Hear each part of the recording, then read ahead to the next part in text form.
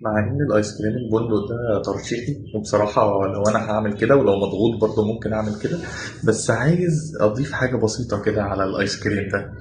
انا ممكن اخد الايس كريم بندق ده كمكافأة ليا، وكمكافأة للي انا مريت بيه الفترة اللي فاتت، وان انا صمدت قصاد الضغط ده كله، وان انا فعلا استاهل اجيب لنفسي حاجة حلوة. حتى زي لو انا معايا طفل وعمل حاجة حلوة، فانا هكافئه بحاجة زي كده. فطفلي الداخلي برضه يستاهل المكافأة دي. بس انا عايز اضيف بقى حاجة بسيطة قوي. ما ينفعش يبقى الايس كريم او الحاجة الحلوة اللي انا بكافئ بيها نفسي دي تلهيني عن الضغط ذات نفسه، او تلهيني عن ان انا اسمع نفسي. لان هنا بالشكل ده لو انا خليته مصدر الهاء، هيبقى زيه زي الهروب. انا بهرب بيه عشان ابعد كل البعد عن الضغط اللي بيصيبني. فده مرة ورا التانية ورا التالتة هلاقي نفسي مضغوط، هلاقي نفسي مش عارف اعبر عن اللي جوايا، هلاقي نفسي ذات نفسها